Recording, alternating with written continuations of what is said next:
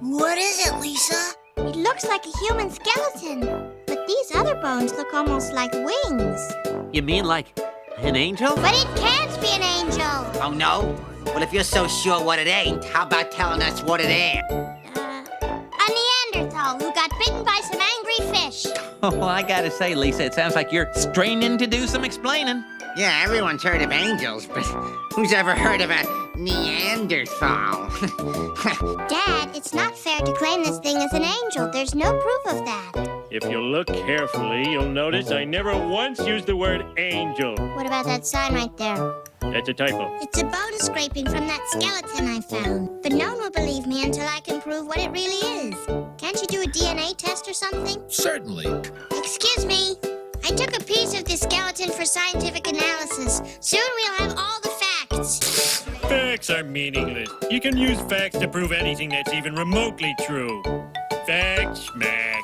What were the results, Professor? Inconclusive. Miss Simpson, how can you maintain your skepticism in spite of the fact that this thing really looks like an angel? Look, you can either accept science and face reality, or you can believe in angels and live in a childish dream world. There's the angel!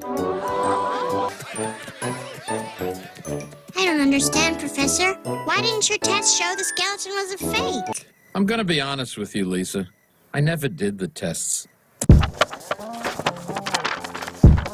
You know, we have a lot of expressions in the English language. I don't even know what I'm saying. What are we talking about? Where'd that come from? Most all of us use them every day. I don't even know what that means. No one knows what it means. You know, we just say them as if they really made sense. I mean, how silly is that? Do you understand the words that are coming out of my mouth? What the f is he talking about? As he took a gentle sip. What's up? What's up? You know what it is. You know who it is. It's Amia Mario. Welcome to the Appraise the Phrase Show, origins of everyday expressions, where we're here to do three things: unveil the origin, confirm the meaning, and assess the value of common everyday phrases. A great day. It is a great day today. But first, before we talk about why, my dog was in the building as always. Talk to them, dog. What's up with you, man? Oh man, all good, man. I'm good to be here. Happy to be here. Yeah, I think I found out the source of the raspiness, brother, because you wasn't talking like that. Oh my. Yes, until you took a sip of that whatever you got up in there. Then you got real low and raspy. So maybe that's what it is in that Game Boy cup. But other than that, I'm all good, brother. I'm all good, man. It seems like it's gonna be a great day. I hope it proves me right. Man. Rarely are you wrong. Rarely are you wrong. But I'm so humble that I don't even, you know what I'm saying? I don't even, you know, I don't even clock. I don't even clock it like that. But you're right. You are right. What I will do is tell you when you're right if you're talking about me. I'm not humble enough for that. You know what I'm saying? Oh man. So what's up with you? How's everything with you? If you don't mind me. Man, I'm chilling, bro. You know, a little bit. I'm here. Yeah. All right. No, I'm good, man. I'm good. I do want to take a minute and thank you again for a very dope time. We got to do things, milestones across the board. Mm-hmm. So shout out to you for that. Me and Doug spent some time over the past weekend running around fake towns, fake worlds that feel so real. And that's what we're going to leave you. That is where we're going to leave you. So let's get into the episode today. In season 5, this is a first for season 5. You saw us, heard us for the first couple eps. Now we're back to what you may be used to seeing and hearing from us. So without further ado, I want to welcome our first guest of the season. We have narrative medicine consultant and founder of GeneHouse. She's going to explain to you what GeneHouse is. We got JaVe in the building. JaVe, what's good? Hello. Very happy to be here. A little bit about GeneHouse. So it's basically an app for people, primarily Black people, to upload their family health history and share it with their providers and with their family members via an open voice and open text. So storytelling is really huge in the Black community, and I feel like doctors don't really take advantage of that when they're trying to collect, information about the patient. So I'm giving people a space to do that with their family health history. So that's it in a nutshell. Oh, that's dope. Ooh. Ooh, we need to know about it. We need to know more about it. When I learned about this, when I learned about what you were doing, I said, we gotta find a way to be a part of this. We gotta find a way. And the part is like, hey, tell more people about it, use the platform, whatever, to explore it. So thank you for accepting the request. Thank you for doing what you're doing. And we're excited to see GeneHouse unfold. Yeah, that's dope, man. No, that's dope. That's dope. Because you know how we don't like to talk too much about our health. So maybe, putting it on an app or writing it or texting it right there, you know what I mean? Like that'll help people get those words out that they need to get out to their family. So that's dope. Thank you. Hell yeah. Hell yeah. Hell yeah. Hell yeah. Of course. Of course. So with that said, remembering what GeneHouse is all about, knowing what JaVe stands on. Well, first of all, how are you? I'm doing pretty good. That's what you're doing. How are you? I'm doing good. I'm very happy to be here. Like I said, all right. Yeah, I'm good. Good. So let's get into it. So today's phrase, I try to, have some sense to the things while also staying true to what we got going on here. So I'm like, okay, narrative medicine. What we're getting down to, the nitty gritty with narrative medicine. And then it's like what GeneHouse is doing, where it's like, really, you got to make sure you across the room, across the board, doing what you say you're going to do for people when they're in need or before they're in need, whatever. So today's phrase, I try to put some brain power to it. So we're going to unveil the origin, confirm the meaning, and assess the value of leave no stone unturned. And in 8 parts, I'll explain that phrase. So yeah, we can make the connection, but we'll walk it through. So right now, I'm going to toss it to Dub, to 20. Tell me your connection to the phrase, thoughts on the phrase, leave no stone unturned.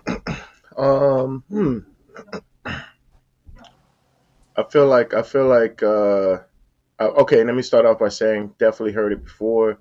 I feel like that's more like an investigative type of phrase. Like I've heard it through teachers.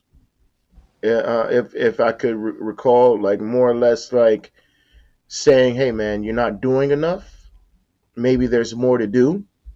Like I feel like that's the energy that is given, like, oh man, you're right there. You just need to do a little bit more.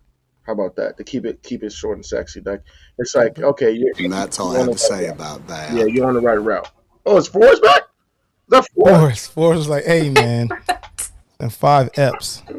Oh my man, can't get rid of my man Forrest. My man Forrest. JaVe, talk to us about your connection, if any, your thoughts on the phrase leave no stone unturned. So I've definitely heard it before. I think about like doing your due diligence, which is another common phrase. And also just like being very thorough.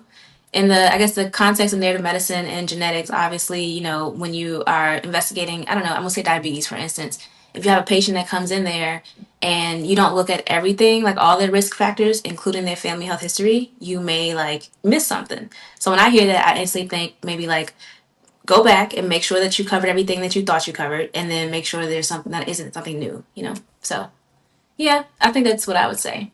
It's be thorough, essentially. Hey, and that's all I have to say about that. All right, y'all see where I came with it. Like first, I threw it on the list. I can't even remember when I threw this on the list. Not obviously, but I don't really say it. I'm more. It's not that I will leave stones unturned. It's that like that stone. I'm more of a that stone ain't gonna get me what I want. So when I heard someone say it, I was like, oh man, that's a pretty good one, because people be saying that and like mad stones with the moss on one side and that dew right up underneath it. Many stones. Many stones. So that's all I have to say about that. Let me ask you this, Mario, and then if I can strengthen that. So if it's like a situation where, if you get what you need out of that first stone, do you really have to? Okay, you know what? Let me not. You see what I'm saying? Like, change my mind on this whole saying in like 5 seconds. But let me not change my mind. Yeah, stick. Because I feel like this is the tone of the season. Let me not change my mind on the first. JaVe, I'm telling you, the first 5, all these episodes that we've done, I've been 10 toes within the first maybe 2 minutes because I'm actually having to think about the phrase, and I'm like, you know what? I don't fuck with it. I'm gonna go ahead and let everything come together. I'm going to not leave a stone unturned while trying to appraise this phrase. Go ahead, my brother. Yes. Thank you. So that's just, I'm glad we all like laid out where we're at really from our different perspectives. But that's why I like where I came with it is like, yeah, maybe I should be touching more stones, put my hands on more stones. All right, man, let's get into the meaning of it to set the stage. So Merriam-Webster's is back. The brand. And they say that to leave no stone unturned is to make every possible effort to find someone or something. Okay. Now we got Cambridge Dictionary that says to leave no stone unturned is to do everything you can to achieve a good result, especially when looking for something. And then Oxford, who I'm leaving out dictionary.com a lot this season, bringing in the Oxford guys, Oxford folks. And they define it as try every possible course of action in order to achieve something. So going in kind of like reverse order, skipping me, JaVe, do any of these definitions ring truer to you? Anything out of the 3 stand out? Anything in all 3 stand out? The differences? What you got? So they sound up like pretty similar to me. I don't remember which one it is. One of them was like, I guess leaning towards good results, which I mean, that makes sense. But I like that they're pretty consistent. I know that sometimes we get words and it's like, this is totally different, based on dictionary, but I like the consistency. Like, make sure that you look for everything or you just try your hardest to get the result that you desire. Exactly. RPOB, exactly. All right, 20, where you at? Now let me get this right. So Merriam-Webster goes off of the strength of looking for someone or something? Correct.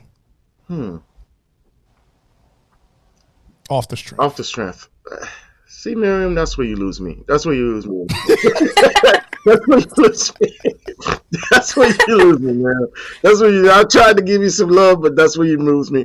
I might have to go Oxford. I think Oxford is a little bit, because I just feel like you shouldn't narrow it down to a specific thing. You get what I'm saying? Like, I feel like each of them are narrowing it down to a specific do, and it's just like, because it could be a thought. I feel like a thought. You can not leave, a thought unturned, or it could be, I don't know. I just think it could be a little bit more. And once you kind of like settle it into just a thing or something tangible, I think that's where it's like you're losing the power from it.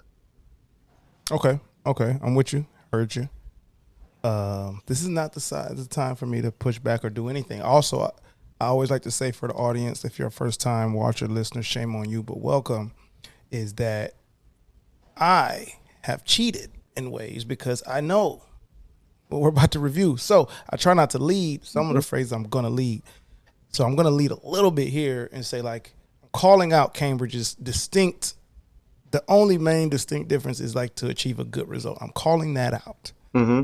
So try to put that in your pocket, back pocket, wherever you store things as we go on this journey. I'm rocking with, I think, Oxford as well. Typically I like Cambridge, and typically I like that they do what they did, which is like the folks at Cambridge, they're like, we have to make this precise, and they try to make it precise, but it's just an interesting twist that I'm not going to stick my commitment to, like, okay, this is what I want it to mean all the time. I'm not going. So let's get into the origin of this thing. Where'd that come from? All right. So we are going to like 2,000 years back, a little over Ancient Greece, my people. Now they drop a lot of good gems. They have a pretty cool Instagram page of Greek sayings, and they say some fire stuff. They have some very cool sayings. Now, the ancient Greeks, who are different than today's Greeks by whatever standard, introduced this phrase, this proverbial phrase, via the playwright Euripides, and this was about between 485 and 406 BC. So we know the numbers. The larger the number BC, the farther back it is, and it was used in his play Children of Hercules, and that was actually written around 430 BC. And the exact quote from that, the exact line from that is, "Should not I, who am hated by these children and aware of their inherited hatred of me, have left no stone unturned in machinations to kill or exile them." So King Eurystheus states this after killing Hercules and then being concerned that the children will want to avenge their father. Now just remember Cambridge, what Cambridge said about achieving a good result. Now in 485 BC. Good was definitely perspective. Good was a good. Yeah, Playboy. You know how you know me and my timelines, player. Them timelines do a lot of work. Timelines is the most important thing, player. So when you talking about the time, you gotta look at it like that, and what that time think is good for that time. Yeah. So my man said, now I'm willing to, because I'm going to turn us, I'm willing to jump in here. Would y'all see, like, from, say, your king Eurystheus, Okay. and he's like, hey, I got to leave no stone unturned on making sure that these kids don't get me. Is that still under the understanding of good result? JaVe, I'll start with you.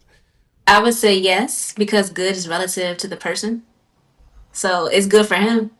Like, it may not be good, but that's the desired result. So yeah. BC, okay. 20. BC. Yeah. I just be making sure I'm fair. 20. Hey, I will have to agree with our guest. I will have to agree with our guest, player, because I mean, yeah. If you're talking about if good equals life, then to the king, yeah, that's the best result you got to get, player. That's the best result I got going on. Just don't. Okay, I'm with you. All right, so let's get a little bit more into the story. The Peloponnesian War was just beginning during this time when Euripides wrote this play. So it's like an adaptation of actual events. And the relationship between the Spartans and the Athenians was getting tense. And the Athenians killed a lot of the Spartan envoys.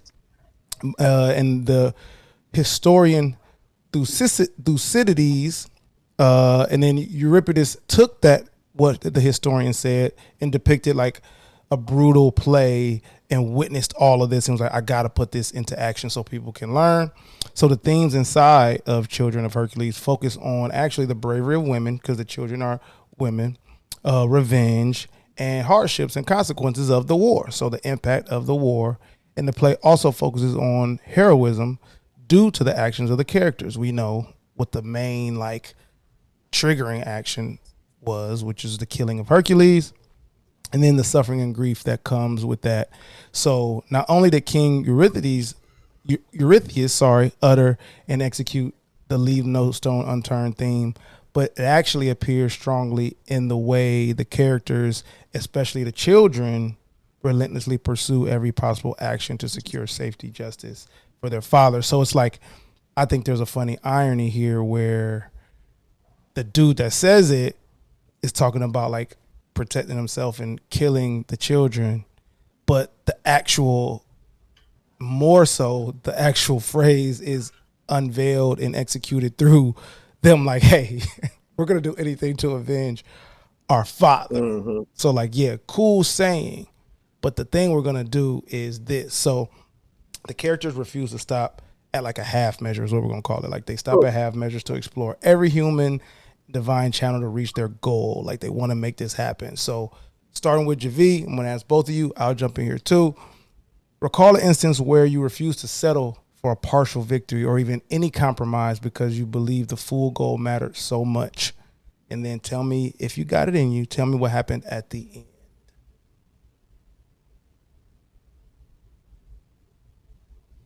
I think she's frozen. Oh, she seems frozen. Yeah.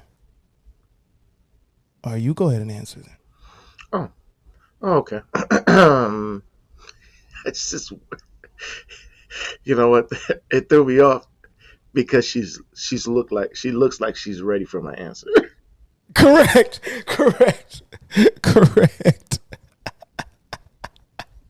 Frozen scream was like, "Whoa, please."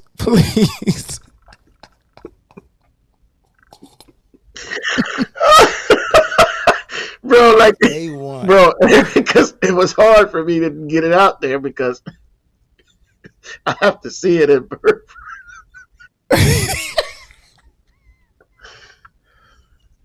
Okay. Do you have to figure out? Okay, there she's go. There she is. I'm so sorry, y'all. My phone is overheating, so it just looks like we gotta stop. Yo, I'm so sorry. the freeze was on the most like it looked you were like intently listening. Like it looked like you were intense looking. So we over here talking and asking you questions. Yeah. I was really tuned in. All right. I was really like, I was. Did you hear? It looked like you were locked in. It looked like you were locked in for sure. It did look like you were locked in. We didn't even. I'm like, heck yeah. Oh hell yeah, she Euripides. She ancient all her Greece. friends. Where did you cut off last? Yeah, I was just gonna say. I feel like to ATP. I think we're at the end. Oh right, exactly. This show is about no. What we're doing here today is. I can't believe it did that. It really was like, wait, we need to cool down. I couldn't do anything on my phone. Let's see. I think you were almost. I want to say at the end of what you were saying. Like I think we're about to go to the next thing. Okay, no, I was. We basically just ran down like the themes and basically that even though King Eurystheus uttered the phrase, that the action of the phrase was done and taken on more so in the play by the children doing anything they can to avenge their father Hercules. And then I queued up a little question for you, which I will reiterate, of course, is that because the characters refuse to stop at a half measure to reach their goal. I'm asking you, we're all going to answer. We're all free to answer. But coming to you first, give you the floor first. Recall a moment where you refused to settle for like a half victory, partial victory, or you refused to compromise because you were like, look, the full goal, it matters. I have to get it done. And when you did that, what happened in the end, if you have it in you to say? Let me see. I gotta think about it. I don't know. I gotta think. Because I feel like when I'm doing things, I feel like I go hard the first time. So you don't wait for the shove. So it's like the half, you know? You don't wait for the shove. No. That's an answer. That's definitely an answer. Yeah, that's what I'm struggling. Come back to me. I'm gonna think about it. Ended up coming back to you anyway. 20. Okay. Well, let me see. Every time I give you a football reference, I feel like so. Fuck it, I'm gonna give you another one. It's like I say that to say this. No, it's just one of those situations where, we went undefeated into the whole season, and it was just like everybody's storybook. You can't get no better than this. Blase, blase. But the ultimate goal was to win a championship. And then, unfortunately, we didn't win the championship, so that was the only blemish that we had on the record. And so y'all lost in the championship. Yeah, in the championship. I mean, number one scoring team in the state. I would say and this was a long time ago, so I'm saying it off the, but it was top defense in the state too as well. And the state championship did not score a touchdown. We lost 6-0 by 2 45+ yard field goals. If anybody that knows football, you know that is pretty impressive, especially high school and back then. High school back then. So it's like it was just one of those situations where at that moment, at the end goal, we couldn't get nothing going.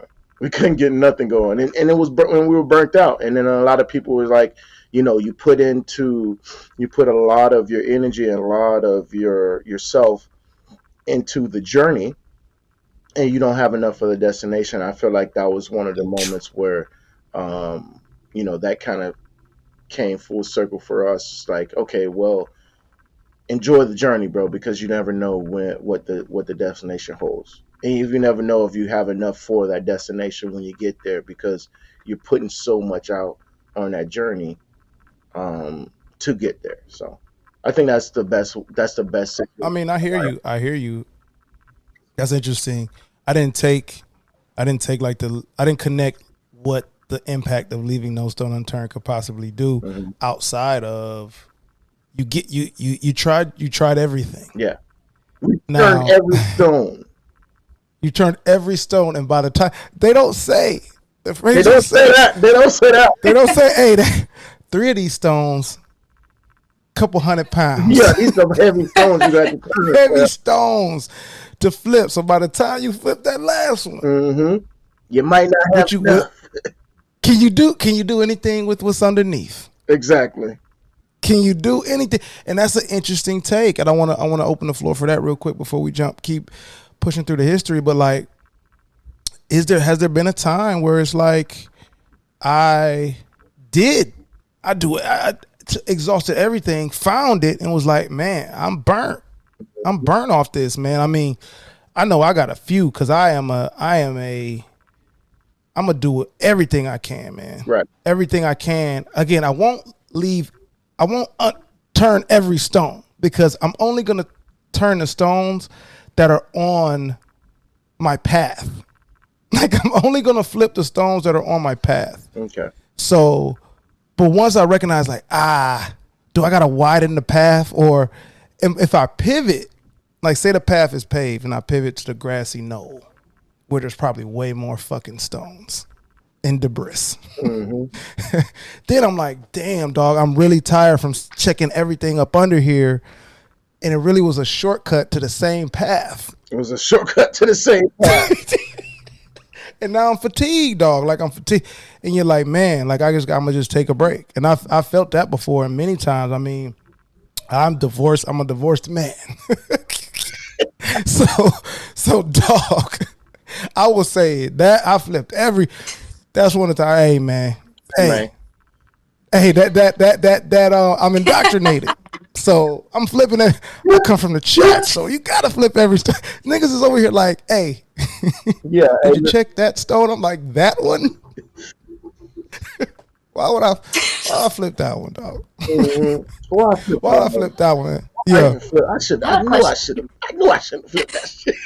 Why I even flip? Now I'm more mad. Now you're more mad. Now I'm more mad. You left no stone on. No, there's no, and I'm still got to do this. I still have to. Exactly. And while you're doing it, go ahead. I have a question. Do y'all think that? Well, you kind of answered a little bit, Mario, but I still want your answer. Do y'all think that the stones are consecutive, like they're like a path, or do you think the stones like all together in a bucket? Like, do you have to do them in order, or do you just throw your hands in the bag? My answer to that, and like, I answer that question with a question. No, my take on that for real, like, it's like vicinity stones. I said that like that so that Disney can't sue us. I'm about to say what? Are you talking like Thanos? I said it like exactly. So Disney can't sue us. So Disney won't sue us. Are you speaking as if with Thanos, or are you speaking as if?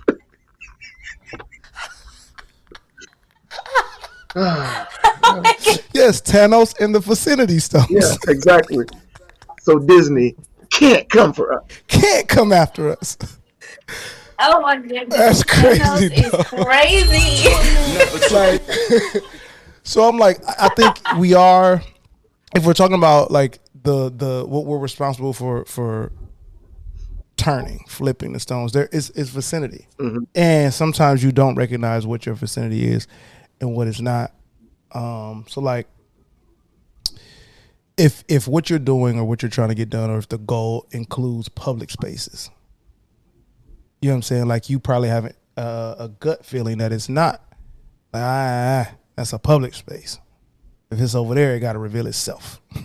It's not my space.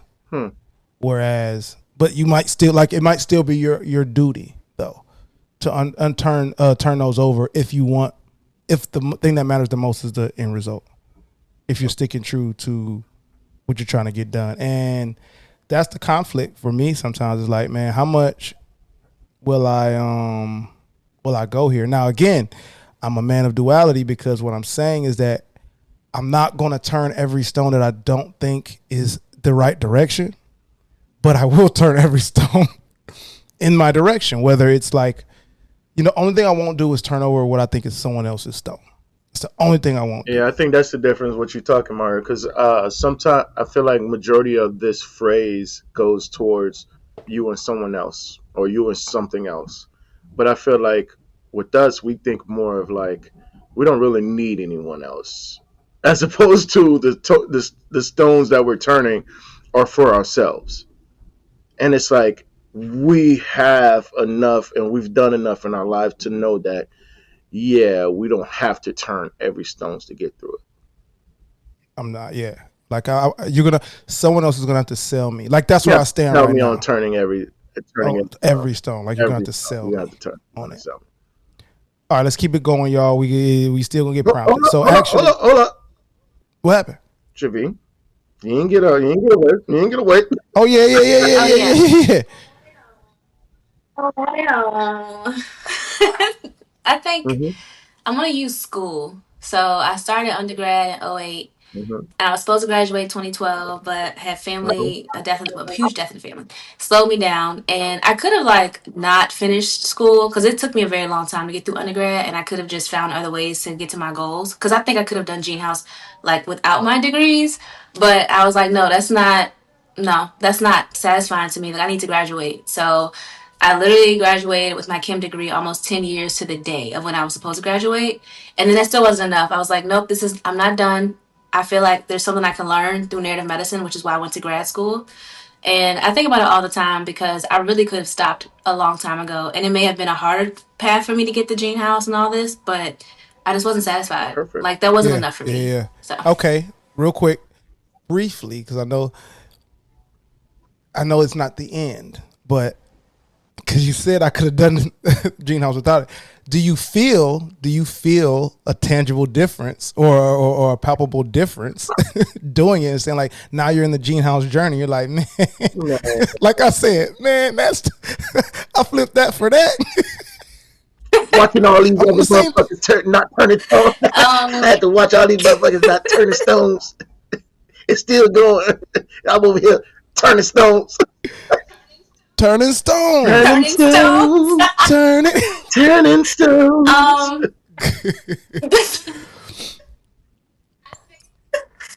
I think there's a clear difference. Like it would have been okay. Like I think about how we're building a skateboard first, then you build the car, then you build, you add these things. And I could have had a product, but I don't think it would have been what it would be now. Because I have so much more knowledge. I've thought about extra things to add, since I originally came up with the idea. So yeah, it would have been okay, but I don't do okay things. Man, real quick, just side note for me to do a little subliminal for anybody listening that should be listening. That's the podcast production process, okay? That's the podcast production process. Just okay ain't good enough. Here we go. Leave no stone unturned is actually before Euripides the playwright, the play Children of Hercules. It goes back to a specific time because we're talking 430 BC when that play was written. We're going 479 BC where there was a response from a Delphic oracle that a story was supposed to have taken place when there was the second invasion of Greece by the Persians in the reign of Xerxes. Does this sound familiar? And that reign was brought to an end, and that response was given to Polycrates as the best means of finding a treasure buried by Xerxes' general in the field of Platae. Now the oracle said this: turn every stone.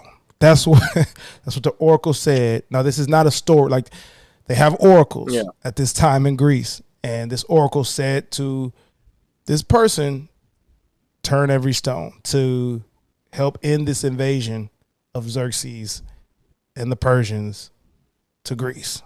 Now, the actual battle was called the Battle of Salamis in the Second Persian Invasion. And as you know, Dub 20.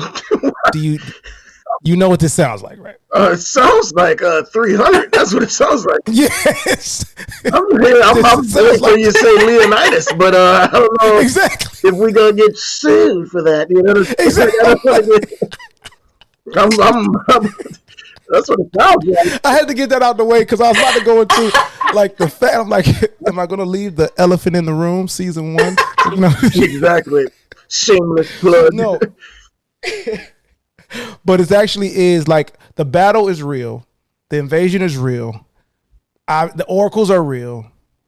There's a mix, like anything in Greece, which is what Greece I think has a little bit more lore than the Romans. Is that there's a mix of myth and history, and there's a little bit more than the Romans. The Romans was like, write it down so they know it's real. Yeah. The Greeks are like, write it down after we think about it for a little bit. Add a dragon or two. So breaking it down to actual war, the Persians under Xerxes invaded Greece, and this was a campaign that included a bunch of folks burning in the burning of Athens, and ultimately Salamis and the Greeks were looking for divine guidance because they didn't know what to do. So they sent envoys to the Oracle of Delphi, and the Delphic Oracle gave a famously cryptic answer, which, you know, we just said it, turn every stone. Was all like, imagine, like your city's getting burned, everything's climbing the rock, assuming that's exactly how it was, like Leonidas did. And you get to the oracle, the little girl, the 14-year-old girl, or whatever. It wasn't actually that. The oracles were like that, player. Damn, dude. No, the oracles were. I did the research. The oracles were like a group of people. They were actually like of age, and there was like there were consultants, and there were, and it was a whole thing. It was like a very structured process. And the oracle says, the Delphic one says, turn every stone. Get out of here. Get. Like that was the message to them. What did they do? Turn every stone. Go. Go. And then, and so what ended up happening off that advice that was taken and reinforced the idea to the leaders of the Greeks at the time, the Athenians, that victory wasn't going to be a matter of one decisive move, one decisive tactic, and that every city-state had to contribute fully. So he went back and said, like, we can't half-step this. Every ship has to be built. Everybody got to do something. Everybody. So it actually undermines 300 because it took everybody, not just 300 of the best. And then it spurred the commanders like Themistocles to gather intelligence and get funding and prepare an ambush strategy to protect the land. And in time, the Greek morale rose when it was about to collapse, and Athens grew stronger, and the oracle's words became a rallying cry. Like, so they were actually all constantly saying, turn every stone, like as a rallying cry. Like, so imagine like that's how it keeps going, and that's how it gets into a play, because like turn every stone, this lore. So coming back to, I'll start with, give you some time to think. Actually, I'll answer this one, and then Dub. So share a time where I prepared a challenge thoroughly that people thought I was being dramatic about, and then it turned out I was right. And then did I gloat, or did I just like quietly accept? That's what we're gonna. Did you gloat when you were right? Or did you quietly accept? Now I gotta let y'all know. I'm gonna start this. I'm a toot your own horn fan. Toot your own horn. Like Love it. Love the phrase. Bigged up it in season 2 because I'm a person that believes if you've done something and it's in history, it's proven you've done it and accomplished something. It is me. It's my horn to toot. Like I have to. I'm not one of the cobwebs on my horn, little pipe getting dry. No, play the horns. So I'm telling you now that anything that I do that I end up right in, I'm gonna boast. I'm gonna boast anytime. Now I'm not gonna boast all day long, but I will boast. Now, where does one start? Nigga like me. Where does one start? Told you. No, for real. I got one that actually is pretty cool. It's an aside. So in my additional life, like I do a lot of youth development work, and I was with it's still with the Future Chefs. Shout out to Future Chefs. We just did a food for thought program with them, and so I'm one of the founder is one of my mentors. She just retired. Shout out to her. And at the time, I was youth development director, direct service, like managing the team, but like on the ground. And then I'm peeping the scene, right? I'm peeping something, and like the staff was like, "Man, we're doing the work," and I'm like, "Yeah, y'all are cool. Y'all like, but we ain't got no way to prove it." I'm like, "No, y'all don't." And so I can't keep saying y'all are doing the work. I can't keep saying it. So I'm like, "What is the thing?" Oh, we have to like count it. Like we have to count it. So mind you, I had a really good relationship with the founder. So I'm just starting to look up data stuff and measurement and tools. So I'm just doing that. So I'm doing less and less direct service, so that the participants, the youth are like, "Oh, Mario," they come into my office, blah, blah. And I'm like, "Yeah, I'll come out for a second, but I'm getting back in on this computer. I got to build this out." Fast forward to the program's doing well, but Boston is being gentrified to the max, right? Gentrified to the max. So the building that they were in got bought, and they were not keeping no youth program in there. Luxury condos. Luxury condos going up. Youth out of here. So the founder's like, "All right, we need a campaign. Like we either close the doors or we need a campaign to get us deep closer into the community and blah blah blah blah blah." Now by this time, the nonprofit landscape had changed, and people want measurement, people want stats, people want data, people want metrics. What was Mario doing on the back end? And I was taking them lumps. "Mario, where you at? You usually on the front lines. Hey, you gotta trust me. I'm on this computer. I'm good. Leave me alone. I'm not collecting a check. I'm working." Had to do that a few times. Now, mind you, I had a good relationship that I was willing to sacrifice. So I do, and I create the program's first annual report, just all like behind the scenes, like double dipping, and the report saved the day. Now. Did I throw this in the executive director / founder's face, my mentor? No. But what I do is mention this every time I call an interview. I mention this every time the organization said, hey, I created our whole data department. I gave us, so like that's where I was at with it. That's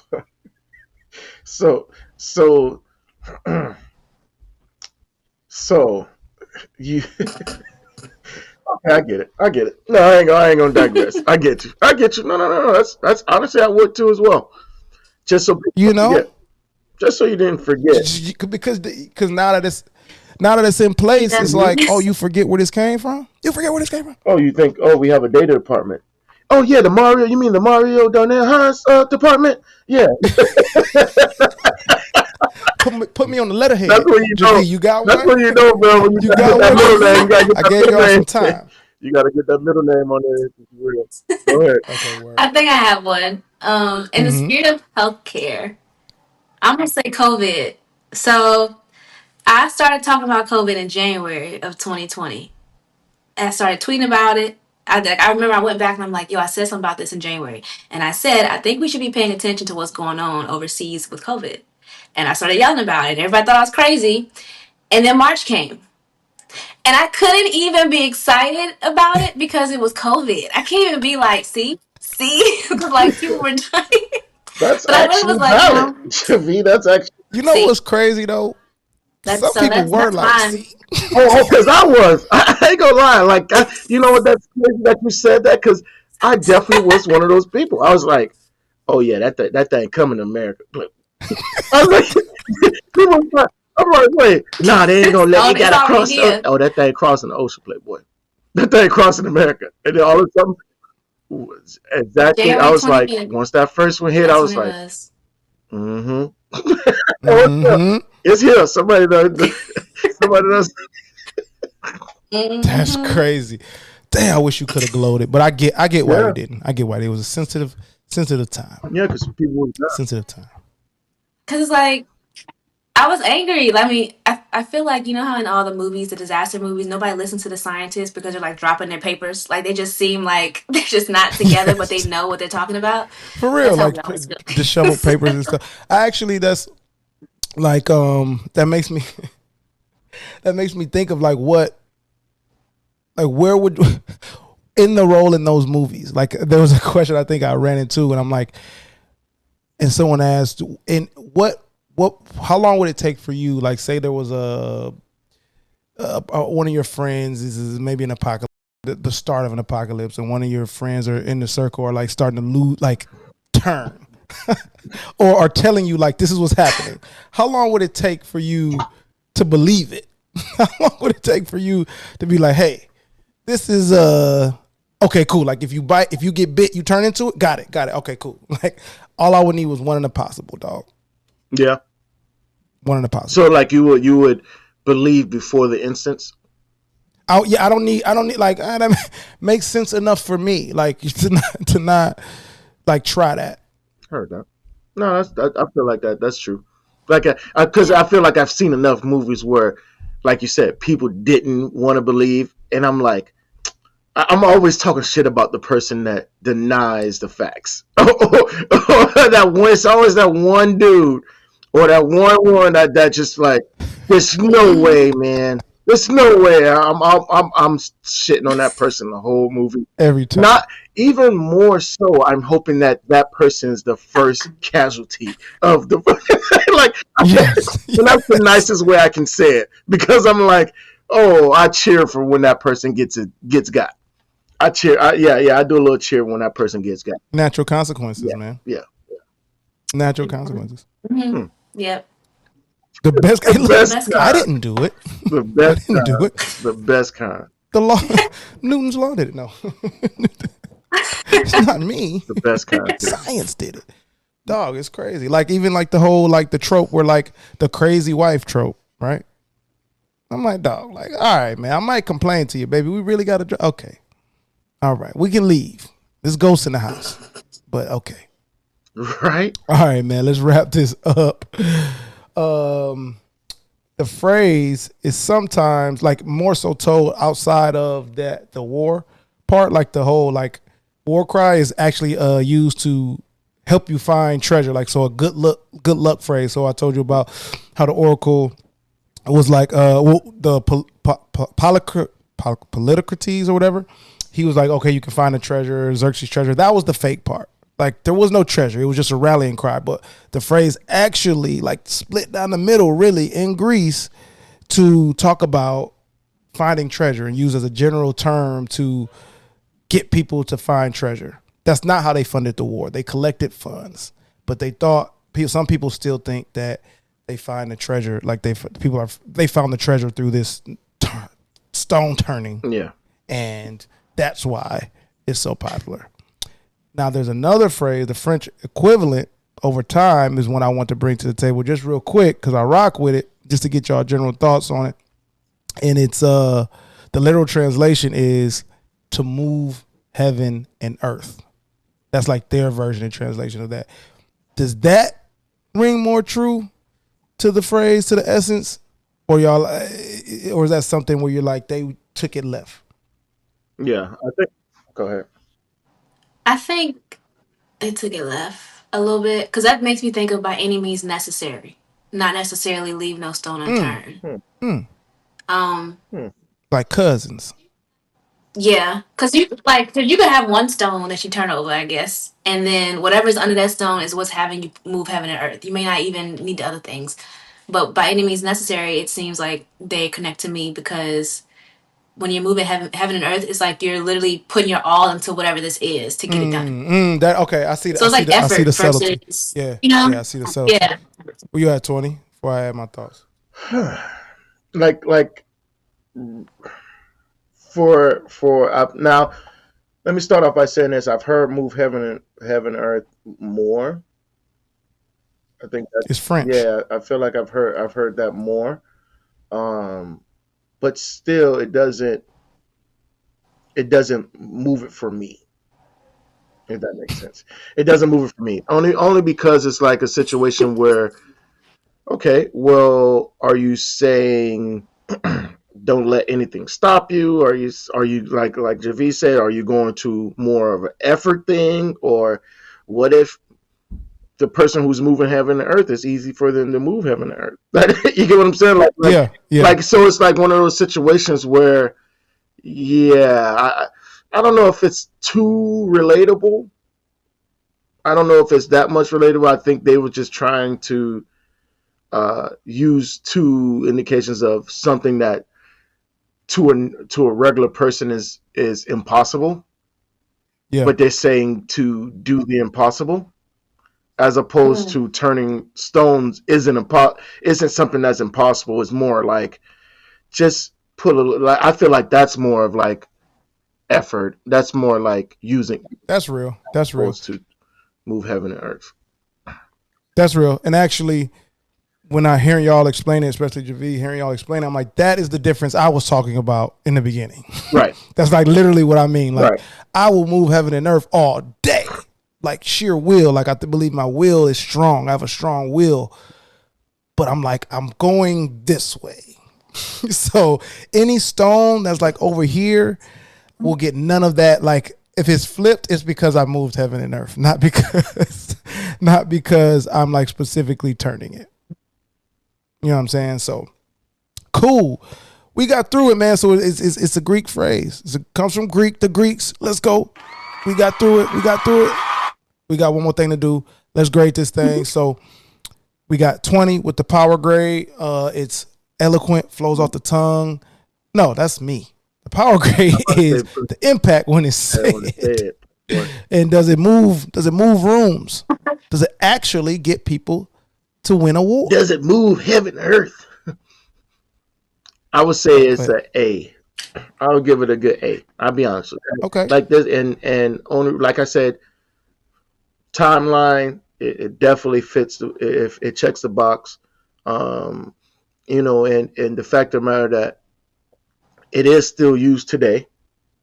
You know, it is something that gets people moving. Like if somebody say, "Hey, yeah, look for something," you say, "Man, don't leave nothing unturned." They're gonna go back and look for it. So it has its effect. It has the meaning of it has the effect of, okay, let me get back into it. You get what I'm saying? So I would say power is definitely an A. I like that. I'm gonna come back to that. Cool. A. For speed, again, this is eloquence, flow off the tongue. I mean, I think even the origin, the very utterance from the oracle, turn every stone and then leave no stone unturned. Very smooth. I think one of my biggest things is children. That's one of my biggest things is like, can a child say it without really knowing what it is and say it right? And it is. It's one of those ones that like a child can get out, you know what I'm saying, without fumbling for real. Unturned is probably not something they would say for real, but you know, turn every stone. Yeah. Yeah. Like they'll say that to you, turn every stone and run away and stuff. You know what I'm saying? Or whatever. Or if you said it to them without fully explaining, like you could get that explanation out. Hey, make sure you turn every stone. What do you mean? Look for everything. Oh, like you. So like that flowing, getting it to the kids, I'm giving that an A as well. Hell yeah. All right, JaVe, guest preference. This is all thing included. However you feel, you can consider the origin. You can consider the meanings, what we learned, your overall thoughts. Where you at? A through F. I'm gonna say A as well. I think it's easy. It's straight to the point. I don't think that it has like this huge hidden meaning. Like it's kind of easy to get to where you know what it means. And I kind of think that like leave no stone unturned versus turn every stone. Like they have a little bit of different impact. But I like the variation that gives it an A for me too, because both of them they work. I think I can get why if I can assume here, I can get why it goes from turn every stone and leave no stone unturned. Like one is a little bit more. You got more to do, as opposed to like a directive, like turn every stone. You know what I'm saying? Leave no stone unturned is more like, hey man, remember, got more to do. Yeah. It's like fronting and backing for me. Like turn every stone is you're giving directions. You need to do this and make sure that you turn every stone. Leave no stone unturned is on the back end when you're like reviewing and you're like double check. Yes. Which, hey man, gotta measure that. Measurement, one of my biggest gloats. Yeah. All right, man. What's up, 20? I got something. Go ahead. No. I was saying, JaVe, I really like. I enjoyed that the last part, because I think that's what it's like on the back end. Because I kind of related to, like, as I grew up in a 2-parent household, so it's like I feel like your mom would say turn every stone, but your dad would say don't. You know what I'm saying? Like, I feel like if you have that dynamic in your household where you got that first level and then that second level where it's like straighten up. I feel like that's kind of like, I don't want to put on mom and dad like that, but it's like one of those situations. If you got a level in your household, you always have that first level where it's like, all right, yeah, maybe I can get away with this, but then you have that second level where it's like, yeah, no, I can't get away with that Playboy at all.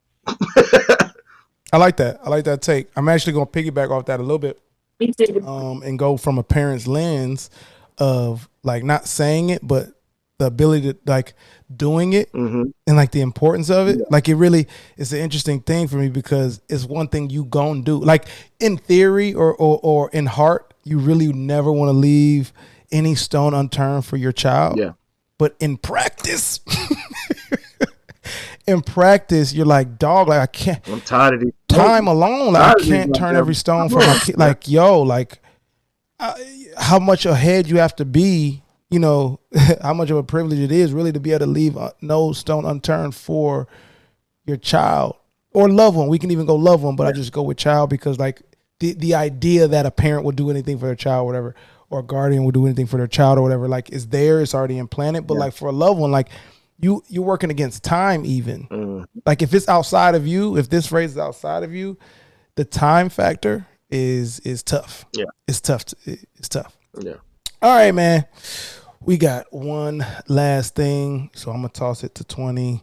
The Dictionary of Misinformation. Oh shit! I get the. Oh yeah. I gotta actually go through the. I gotta go through it now.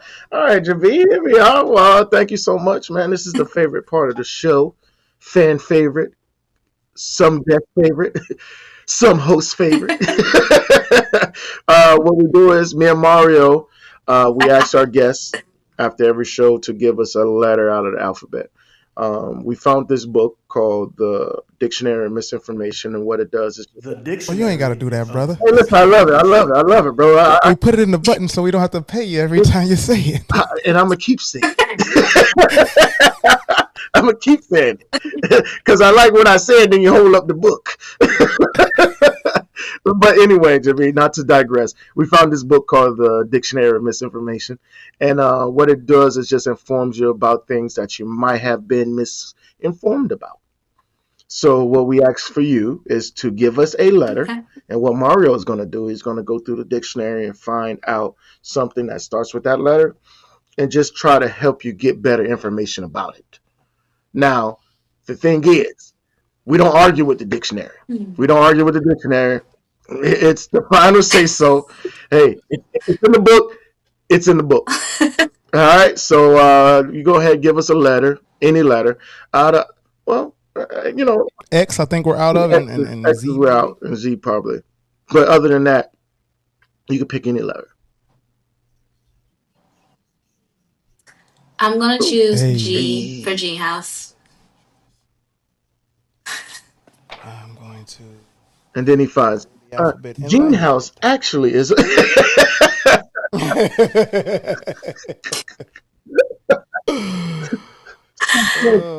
says the dictionary.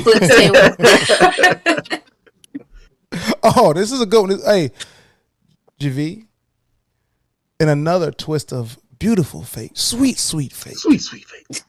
You are saving lives again. Information saving lives. Here's this one. We're going gasoline tanks. In quotation, empty. Okay, gasoline tanks. An empty gasoline tank is far more dangerous than a full one. Gasoline burns only when mixed with air. And as every mechanic knows, allowing a spark near a gasoline tank which has been emptied of fluid in order to make a repair by welding, for example, risks setting off the highly explosive vapor inside. Welders always fill the empty tank with water to drive out the gasoline air mixture remaining before starting work. Wow. So if you're taking that empty gas can to the gas station, y'all, you're making that trek. Do not think you can on the walk there. Light up. Give me one up real quick. On Go ahead. Let me go ahead. Go ahead and do that on the way back. Don't think you can just spark up.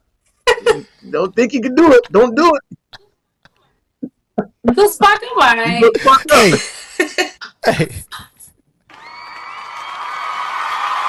We don't argue. Thank you, everybody. We don't argue with the dictionary. JaVe, before we get out of here, tell us where people can find you. Anything coming up? Anything? So we are releasing a beta soon, very soon. Very excited about that. I'm on all the socials, GeneHouse Co. So GeneHouse CO. And the website is also genehouse.co. Right now, we're taking signups for the waitlist, so you guys can tell everybody and sign up yourselves. But yeah. Oh, and there's also, speaking of dictionary, we have a household clinical dictionary coming out, which will basically, for example, say, for diabetes, Black people call it sugar, and it'll be double-sided so that we'll know how to identify clinical things, and the doctors will be able to know how to identify what we're saying. So be on the lookout for that as well. Beautiful thing. Thank you for joining us. Thank you for your work with GeneHouse. Just thank you. Yeah, man. Once again, thank you so much for joining us. I hope you had a great time. We had a great time with you on the show. Man, Mario, I definitely appreciate what we just went through, man. I think it's important, guys, and this is just me talking to everybody. I think it's important to just take advantage of the time that you have with the people that you have and enjoy it. You're not guaranteed it, so just do that and then just make the time and find a way. Make the time, find a way. All right. Oh yes. Man, that was fire, bro. It was a great weekend. More exciting times to come. Hey Mario. What I got for you, nothing nearly as inspirational. We are brought to you by the Underdog Podcast Network. You can find us on Google Podcasts, Spotify, Apple Podcasts, go to AppaiseThePhrase.com for some things, articles and things like that. Kids games, more shows produced by ATP. If you want your show produced, hit us up. Otherwise, remember that value is in the eye of the appraiser, and we will see y'all next week. Yeah, like.